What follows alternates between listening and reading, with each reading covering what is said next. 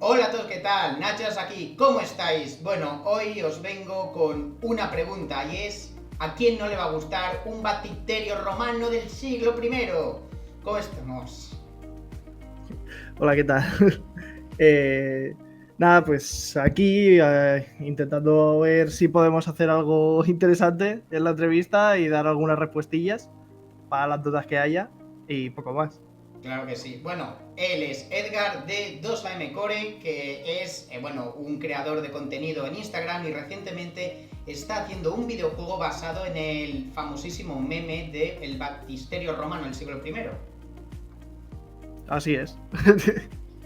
Tiene ahí un poquito de trasfondo que ahora lo explicaremos y demás, pero sí, la principal inspiración es eso, el video meme, toda la entrevista de callejeros y todo esto, que al final creo el fenómeno que se ha hecho hasta ahora. Quería empezar hablando de ti, tus inicios, porque he visto que eres director de cine, que has Mm. dicho eso, director de cine por la mañana, por la noche creas contenidos y entre medias haces más cosas. Exactamente, sí, soy pluriempleado de la nada, en plan, de hacerme ilusiones. Nada, o sea, llevo toda la vida queriendo hacer videojuegos, llevo toda la vida también con un gusto por lo audiovisual en general y ha llegado un momento en el que, como estudié el grado superior de creación de videojuegos, luego me fui a animación 3D y luego ya después de animación 3D fui a cine, dije, voy a intentar combinarlo todo y la cuenta que me hice en Instagram fue un poquito eso y también el poder crear esto, los videojuegos o cortos animados, cualquier cosita así que pudiera combinar las tres pasiones que tengo, pues así fue como comenzó todo. Sí. ¿Y cómo has visto el panorama en el mundo audiovisual del cine y demás? Difícil. Es un mundo chungo.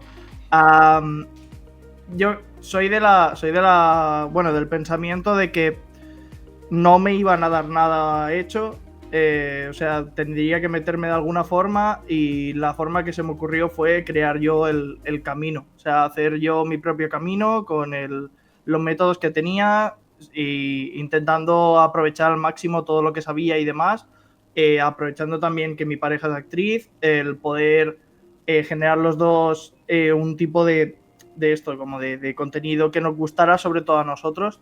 Y ya que a ella se le da bien el guión, a mí se me da también bien, pues poder hacer un poco el camino y allanárnoslo a nosotros, porque si no es muy difícil entrar a ese mundo. Claro. Quería sobre todo destacar el hecho de que tu perfil en Instagram se centra sobre todo en la nostalgia noventera Mm. y de los 2000. Quería preguntar, ¿tú crees que este tipo de nostalgia ha pasado como desapercibida? Porque se habla mucho de los 70, de los 80, pero no veo tanta cosa con los 90 y los 2000. Bueno, o sea, creo que en sí lo que hay es que ahora la gente que está creando contenido como tal, que están creando tanto películas como series, como contenido en redes y demás, al final son gente que ya está, o sea, ha nacido y ha crecido durante esta época de los 90 y los 2000, entonces, claro, había mucho trabajo de nostalgia por los 70, nostalgia por los 80, porque la gente que estaba haciendo ese tipo de cualquier cosa, de peli y tal, había crecido con eso, entonces tenía pues su nostalgia con este tipo de época. Pero ahora que ya pues la gente de nuestra edad pues tiene desde los 20 hasta los 30 y pico, pues claro, todos estamos en posiciones de pues añorar también un poco, pues yo qué sé, los juguetes de los fosquitos que venían y decir, hostia, pues sí, me acuerdo de esto, o cosas así, entonces claro, ha llegado un momento en el que eso se va, durante un tiempo yo creo que va a estar ahí. La nostalgia sobre todo esto de finales de los 90, principios de los 2000 es la que va a pegar ahora bastante. Sobre todo en el mundo de la moda también ya se ha visto bastante Sí. el que ha vuelto el rollo Y2K y todo este tipo de cosas. Y los sandals esos horrorosos que dices, esto antes lo Exacto, llevaban los junkies y ahora se han puesto de moda. exactamente, exactamente. Pues este tipo de chándal que llevaba el kinky de la época con su coche tuning y cosas así, pues es lo que ahora también está como bueno, vuelve un poquito por contracultura. Sí. Entonces, está interesante. ¿A ti no te da cosa cuando ahora sale el meme de voy a la tienda de disfraces y ya tienen disfraces de década de los 90? Dices, ¿cómo? Hostia, no he visto ninguno aún, pero sí, o sea, seguramente que ya entre ahí un poco en el... Bueno, a ver, entra en el imaginario público, entonces tiene que haber, pero no sé si hay como de época de 90, Sí. ¿cómo sería? O sea, el chándal, Se ve, dices, sí, esto es 90, sí, sí. ¿vale? Sí. A mí, fíjate, lo que me cuesta mucho es cuando lo que tú dices, que cuando veo algo y hacen, por ejemplo, una referencia a Pokémon, a Dragon Ball, a Digimon, digo, hostia, qué guay, pero luego lo pienso y digo, si es que los creadores tienen mi edad o incluso son más jóvenes que yo, y me da un poco de Claro, cosa porque todavía no termino de aceptar lo que los creadores de hoy son claro. de mi época. Sí, yo creo que también al haber crecido la mayoría de nosotros, o sea, nosotros al final hemos crecido también como un poco la brecha entre el Internet y lo que no era Internet. El haber crecido también con todo lo que viene siendo YouTube y demás ha hecho que también tengamos como más directa la conexión con tipo de referencias que sería como algo que estamos viviendo en ese momento. Claro. Y como que, por ejemplo, a mí no me choca tanto, sí me choca más cuando no proviene de Internet, ¿sabes? O sea, cuando lo veo en alguna película normal y de golpe hablan de Pokémon, sí que se me hace como, hostia, Sí, qué raro. Pero claro, luego investigas a lo mejor a los guionistas o investigas al director o a la directora o lo que sea y dices, hostia, vale, es que tiene 3 años más que yo. claro, claro. Sí, sí. Y también te quería preguntar, para ti, ¿qué significa el vídeo del baptisterio romano? A ver, en sí, miedo, o sea, miedo, me da... Bueno, fue una mezcla de cosas. A mí me gusta mucho, o sea, tanto a mí como a mi pareja nos gusta muchísimo las personas. En general es un tema que nos encanta, el ser humano, el cómo se relaciona, el cómo... Bueno, al final somos también gente de cine, somos gente que nos gusta pues investigar los personajes, cómo funcionan, cómo se relacionan. Y, y nada, o sea, fue un momento de decir, vale, estas personas son muy singulares porque tienen una devoción por una cosa en específico que ya de por sí te genera curiosidad, ¿sabes? ¿Por qué esa devoción por esto? Y luego ya cuando te empiezan a explicar la historia del abuelo, el que es un batisterio, pero en realidad no es un batisterio, es un criptopórtico, y luego todo el rollo que se montaron ellas y el hermano, pues fue como, vale, esto es una maravilla. Y tenía ese puntito de terror que eso ya entra en el imaginario de cada uno. Yo soy una persona muy fantasiosa con eso y me gusta imaginarme como pues escenarios horribles que han podido pasar como para que lleguen a este momento, y de ahí va un poco también el juego. En plan del el momento en el que dije, vale, esto podría ser una peli de terror por esto y esto, y ahí fue. Claro. En tu canal de Instagram, Hmm. sobre todo destacan las breves animaciones que está hecho con gráficos de la PS1. ¿Por qué Sí, elegiste este diseño, este modelo? pues justamente porque o sea, bueno, he crecido con ella. He crecido sobre todo con Play 1 y Play 2. Y les tengo como muchísimo cariño a este tipo de gráficos. Es un tipo de arte que me gusta mucho ver y generar. O sea, me encanta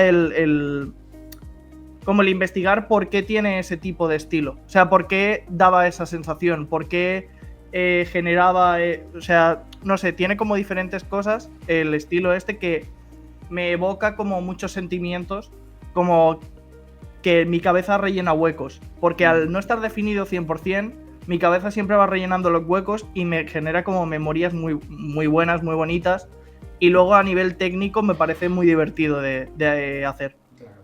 ¿Más o menos cuánto tiempo puedes tardar en hacer un vídeo así? Depende de... O sea, por ejemplo, el de Batisterio tardé yo creo que unas 60 horas. Pero es el más elaborado que he hecho a día de hoy. Sí. Y los demás suelo tardar unas 10 horitas, 6 a los que son más sencillos, pero suelen ser unas 10 horas. ¿Y en qué programa los haces? ¿En qué En motor? Blender. Blender. Blender, que es completamente gratuito, está hecho por la comunidad y para la comunidad, y yo vamos, lo recomiendo en todo lugar al que voy, recomiendo Blender. Y cuando empiezas a subir estos vídeos y ves que funcionan, ahora tienes creo que 45.000 seguidores, ¿cuándo fue el momento en el que te diste cuenta que dices, hostia, esto está teniendo un éxito brutal? Con el primer vídeo que subí realmente de estilo PS1 nostalgia, que fue el del Petit Suisse de chocolate. En plan, como que dije, hostia, voy a hacer un vídeo de cuando congelabas el típico Petit Suisse de esto, de Nesquik, que lo ponías ahí y ya era como... Y dije, seguro que a la gente le gusta. Pero seguro que a la gente le gusta, para mí era que lo vieran 300 personas. O sea, yo ya me quedaba a gusto, ¿eh? O sea, yo me quedaba tranquilo. Y de golpe lo subí y al día siguiente vi que tenía como 10.000 visualizaciones y dije, ups, algo ha pasado. Y nada, luego fue siguiendo y siguiendo y ha sido un poco progresivo. En ningún momento fue como, hostia, de golpe. Fue como, fue yendo y con el vídeo que más sí que he visto como una recepción más loca fue con el de, bueno, el de los fosquitos, que al principio creo que tenía como eso, como 500.000 visualizaciones. Y me quedé, bueno, o sea, era para mí eso no tiene sentido. O sea, no conozco, vamos, ni una décima parte de 500.000 como para de esto. Y luego ya el del Batisterio lo petó mucho y llegó al 1.000.000 de visualizaciones y ahí ya, o sea, fue como insólito. O sea, fue insólito para mí. Sí. Y bueno, ¿qué opinas? Porque ya llegó un punto donde obviamente los creadores os acercan marcas, hacéis una pequeña publicidad y ya va gente diciendo, os habéis vendido, esto es publicidad. No, o sea, por suerte, lo bueno de las publis que realmente nos han ido llegando, que tampoco nos han llegado muchísimas, pero la suerte que hemos tenido con ese tipo de contenido es que nos han dado bastante vía libre y hemos podido hacer nuestro estilo, entonces no es tan molesto quizá o no es tan como que te impacta visualmente como podría ser que de golpe hiciera un vídeo en el que salgo yo hablando de algún producto o lo que sea. Yo creo que la gente ahí sí que sería como, vale, ¿esto qué tiene que ver con la cuenta? Pero como al final los hacemos con el estilo que manejamos ahora, de esto, de el estilo de la Play 1, los objetos, como la forma de presentarlo y demás, lo han aceptado bastante bien la gente que nos sigue y bueno, pues seguramente habrá alguien, pero a mí no me ha llegado ningún mensaje porque la verdad que la comunidad que tenemos ahora mismo es súper maja y la mayoría de gente nos desea el bien y nosotros a ellos. Tuviste hace poco también un pequeño problema con Nesquik, ¿puede ser? Que... Nocilla. Que justamente subiste un vídeo en el peor momento. Sí, pero peor momento, o sea, fue, vamos... Pero bueno, al final no fue culpa mía. O sea, bueno, y aunque hubiera sido culpa mía, pero no fue culpa mía, fue que hicieron una campaña publicitaria que, bueno, te podía gustar o no, era un poco divisiva. Y entonces, pues a un sector de la población no le gustó, que justamente, pues, va en contra de nuestros principios. Y entonces, de golpe, empezamos a recibir un montón de comentarios al vídeo que teníamos nosotros con Nocilla, porque era el último que subimos. Bueno, que subieron ellos. Y entonces, claro, de golpe teníamos a lo mejor al día 160 comentarios de odio y era como, yo no he hecho nada. O sea, ahí me abrieron por privado un montón de gente, yo qué sé, amenazas, que era como un poco raro. Pero nada, o sea, quiero decir, al final se solucionó bien, o sea, no hubo ningún problema. Lo único que fue como 2-3 días de un poco de agobio, porque claro, verte en una situación en la que tú no tienes nada que ver y que de golpe te llegue este tipo de cosas, yo no entiendo cómo la gente maneja el hate online, porque para mí fue, vamos... Hay que hacer un curso solo para lidiar con ello. Literal. ¿Tú crees que los últimos estudios y artículos de periódicos dicen que somos una generación muy nostálgica?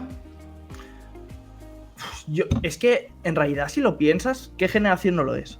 O sea, quiero decir, porque la gente de los 80, cuando están haciendo series rollo Stranger Things y cosas así, no deja de ser un poco esto, o sea, de también querer hacerse como un poco vamos a recordar este tipo de cosas de los 80, cuando juegan al ET de la Atari, cosas así, y es como, bueno, O sea, creo que todas somos un poquito nostálgicas con nuestras cosas porque si has tenido una infancia medianamente agradable, que hay gente que no, pobrecilla, pero bueno, o sea, por lo general suele ser un poquito así,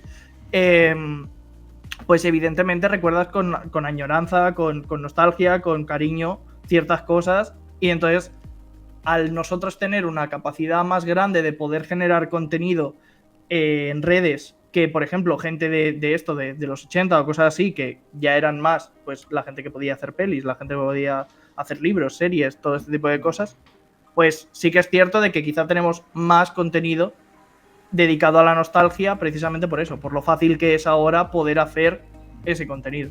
Claro, claro. Ahí, que yo tengo muchas veces esta discusión de alguna cosa que no es nostálgica para ti, pero sí al resto de gente, y cuando la ves es como, pues no me parece para tanto, porque yo, por ejemplo, Claro. para mí tengo los Goonies y muchos similares que digo, es que no las he visto en su momento y no me han parecido para tanto, y la gente, oh, los Goonies, y yo, para mí no es tanto. Claro, sí, esto supongo que es que al final es imposible, o sea, sería imposible tener nostalgia por las mismas cosas porque es absurdo. O sea, yo por ejemplo tengo nostalgia de jugar que soy un personaje del Resident Evil y que voy a la iglesia con mi madre y un amigo mío y que para mí la iglesia esa es la iglesia del Resident Evil 4. Pero Oh, claro, o sea, ese momento es para mí porque es mío personal y del colega con el que de esto. Pero es imposible que esa nostalgia la pueda llegar a tener alguien que no ha hecho ese momento. claro. Pero, claro, hay películas que evidentemente no, yo no he visto de pequeño o lo que sea, y que mi pareja a lo mejor sí que ha visto y las hablamos, y yo la veo la película y digo, bueno, pues quizá no es para tanto, o la recordaba mejor. A nosotros nos pasó con Piratas del Caribe. Oh. Piratas del Caribe la vimos y a mitad de película como que hay un momento en el que vuelven al sitio que nosotros ya creíamos que había acabado la película y le quedaba como una hora más y dijimos, uff, se me está haciendo un poco larga. Pero claro, de pequeño no. De pequeño es la ves y la epicidad máxima. Bueno, ya centrándonos en el videojuego, ¿cómo surge la idea? O sea, ¿fue que hiciste el vídeo y dijiste esto tiene tirón o ya había una idea desde el principio de hacer videojuego?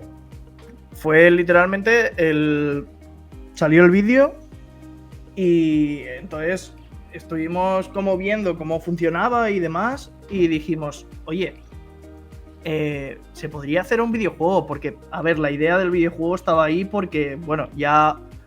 O sea, yo cuando me imagino los vídeos, por lo general me suelo imaginar como un trasfondo de cómo estarían en un juego o algo, porque también eso me ayuda en la parte de crear, me ayuda a poder también generar un setting, generar algo como para que también parezca de verdad que está sacado de un videojuego. Y entonces fue como, oye, ¿y si hacemos el juego? O sea, porque yo tengo conocimiento de hacer videojuegos, mis amigos tienen conocimiento de hacer videojuegos, en plan con los que hago bueno, con el equipo en sí, son amigos míos, uno de toda la vida, otro es mi pareja, así que más que sé de ella, imposible. Y luego ya Aitor, que es en plan un amigo que también súper cercano, que conocí precisamente en el curso, o sea, en el grado superior de videojuegos. Entonces fue como, mira, los cuatro sabemos hacer este tipo de cosas, ¿por qué no nos ponemos este reto y hacemos el videojuego? Y de ahí surgió. Qué guay. Y esto ya sé que lo has hablado tú en Instagram varias veces. Háblanos de los problemas que puedes tener o que no puedes tener sobre usar la imagen de personas, que esté basado en un vídeo que no te pertenece. ¿Cómo habéis podido torear eso? En sí es bastante sencillo porque no hay. Claro, o sea, al final son gente que existió de verdad, ahora por desgracia están muertos. O sea, a nosotros nos hubiera encantado poder contar con ellos para alguna cosa, aunque fuera como para enseñarles de verdad el juego y que opinaran. Pero por desgracia, pues no hemos podido. Pero son personas físicas que existieron en su momento y que han salido en una entrevista. O sea, más allá o sea, la gente decía, le tenéis que pedir derechos a 4 y era como, no, o sea, ellos no tienen los derechos de imagen de estas personas. O sea, quiero decir, ellos han hecho la entrevista de callejeros, me parece muy bien que tengan el audio y todo el rollo, pero la persona en sí no hay ningún problema. Además, tú puedes hacer o sea, una pieza artística, puedes hacer una interpretación, una parodia, o sea, cualquier cosa así se puede hacer aún sin con el consentimiento de la persona física que existe, porque, o sea, hay miles de humoristas que hacen imitaciones, hay miles de... O sea, que quiero decir, al final tú lo que estás haciendo es una reinterpretación artística de algo que existe, que el arte se basa un poco en esto, en modificar la realidad para hacer algo que tu visión. Entonces, nosotros hemos hecho esto, hemos cambiado los nombres por respeto, más que nada, a las personas, pero que podríamos no haberlo hecho también y hubiera estado bien, pero sí que nos hacía algo más salir de nosotros, de decir, vale, vamos a ponerle otros nombres, vamos a también utilizar otro tipo de cosas, también modificar un poquito pues lo que vienen siendo las texturas y demás, pues las hemos generado nosotros, no han sido, bueno, las hemos creado nosotros, no han sido pilladas de ningún lado ni nada, entonces pues todo esto hace que sea pues eso, una pieza artística o un videojuego que no tiene ese problema. Aún así, hay mucha gente que piensa que, vamos, le tendría que dar todo el dinero a 4 y a Callejeros. Que además ellos no lo necesitan. No, o sea, eso sí que no.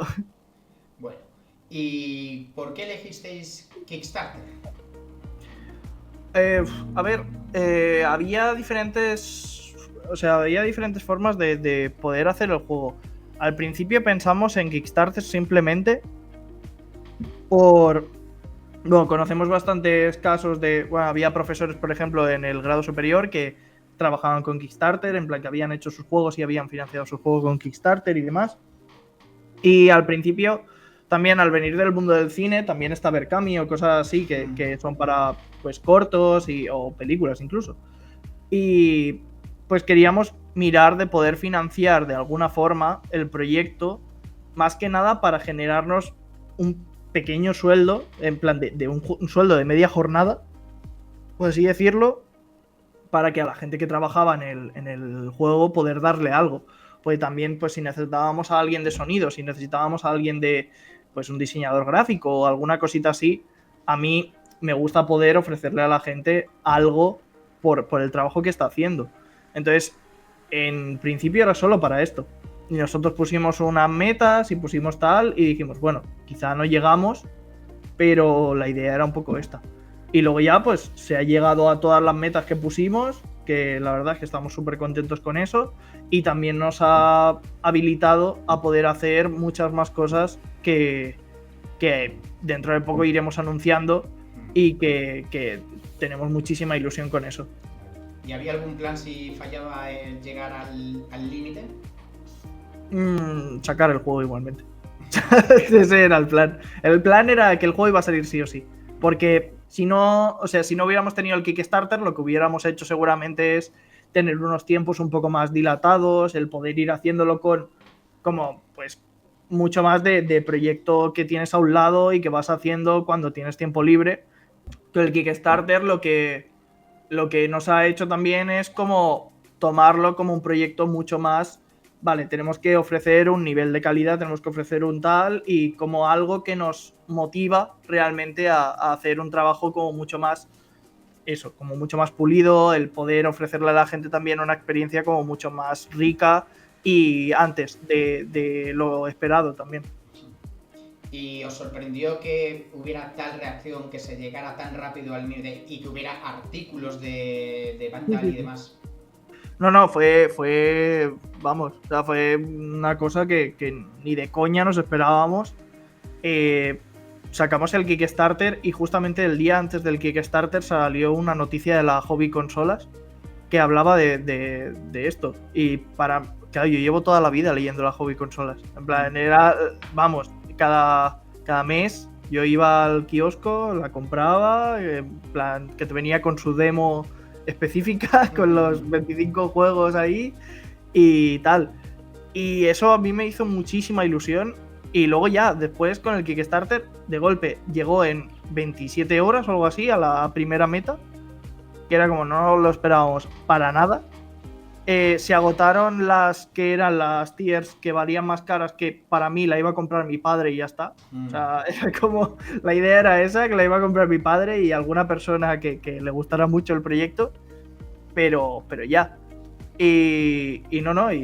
O sea, fue muy, muy, muy bien, nos sorprendió a todos. Y bueno, o sea, también fue como un golpe de realidad de decir, hay que creerse también un poco lo que estamos haciendo. Claro. Y bueno, en principio iba a salir a PC. ¿Tenéis planes a futuro de que salga también en consolas de sobremesa? ¿O es más difícil por las negociaciones? Nos gustaría en un futuro poder sacarla en esto, Play 4, Play 5 en la Store o sea, ojalá también que saliera en Switch o alguna cosita así, pero al no depender de nosotros, es algo que se tiene que hacer mediante publishers y demás, y hoy día no se nos han acercado tampoco muchos, que digamos, pues es un poco como algo que tenemos ahí pensado de que si ocurre, pero que si no tampoco, o sea, no es una prioridad absoluta. O sea, la prioridad ahora es que salga el juego bien, que salga en PC, que lo juegue la gente que quiere jugarlo, y luego si sale en Play 4 o si sale en Play 5 o cosas así, pues bienvenido sea, pero no, por ahora no es una prioridad. Y también teníais planes de hacer DLCs, ¿no?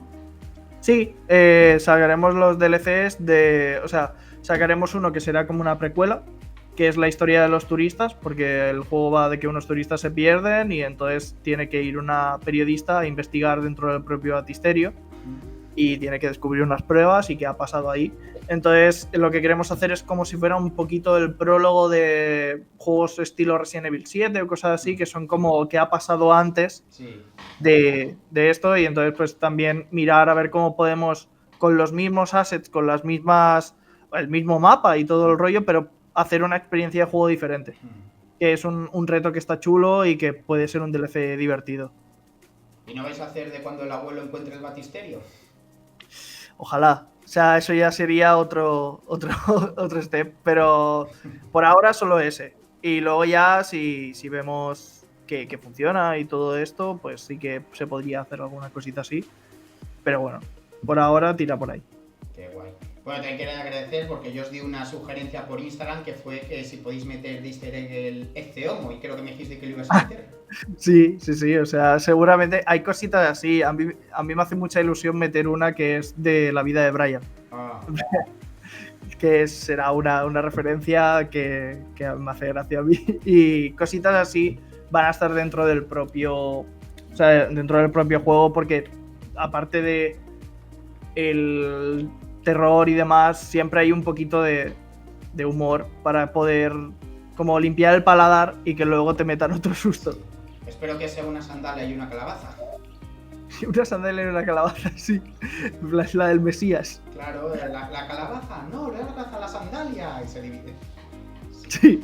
Por eso te quería preguntar, porque ahora siempre está la duda de los videojuegos de antes eran mejor. ¿Tú qué opinas? Depende del juego. Esto es como las pelis. Eran mejor las pelis de antes. Creo que la filosofía de creación de videojuegos ha cambiado mucho. Y creo que el panorama independiente ahora es muchísimo más interesante que el AAA. Sí. Pero el AAA en su época dorada, que podría ser del 98 para arriba, tenía cositas, bueno, y de antes, o sea, pero ¿a qué me refiero? Creo que antes se premiaba muchísimo más la diversión que el que diera muchas horas, por ejemplo, un juego, o que fuera algo más grande o algo que tenga unos gráficos más bonitos o cosas así. Creo que premiaban muchísimo más eso, el que se sintiera como algo diferente, como una aventura, que tuviera un sello de calidad y de identidad. Y ahora creo que se hacen juegos más genéricos, pero no todo el mercado es así, no todo el AAA es así. Pero, por ejemplo, pues lo que ha pasado ahora con Astrobot, ¿no? El juego ha salido, que al final lo deja de ser un plataformas 3D de toda la vida, que está súper inspirado en juegos como el Mario Galaxy, en cosas así, en plan de que al final son, que las llevamos jugando desde hace un montón. Y la gente le está encantando, porque precisamente porque es un juego que que va a lo que va. O sea, tiene unas mecánicas sencillas. O sea, es que se siente como un juego de Play 2. Sí. Pero con los gráficos de ahora o aprovechando todo lo que te ofrece la Play 5 y demás. Pero la filosofía de juego es esta. Es la diversión va por delante de todo lo demás. Y yo creo que la gente ahora está pidiendo eso y que en algún momento en el mundo del videojuego va a cambiar para allí. Pero está el desarrollo independiente, que es el que te ofrece también este tipo de cosas si no quieres solo jugar a juegos de Sony o de Capcom o de... Es eso. ¿Y qué opinas de que la PS5 Pro que ha salido ahora, que ha sido un poquito no muy bien recibida? Y es que si no tiene de base como para formato físico, a mí que me gusta coleccionar, me parece siempre un error. Pero bueno, la puedes ampliar y demás.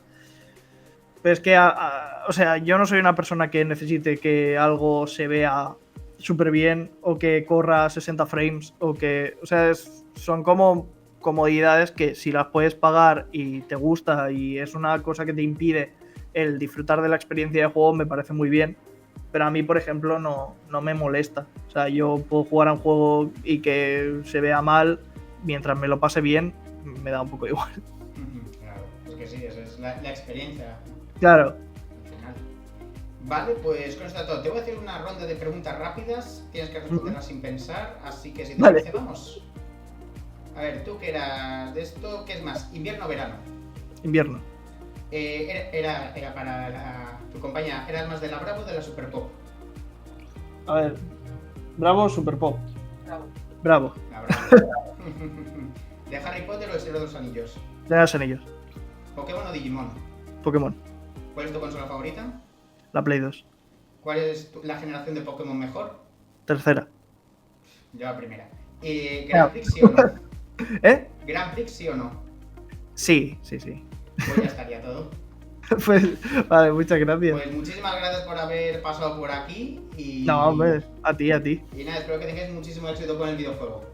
Muchísimas gracias, que vaya muy bien. Ha sido un placer. Igualmente.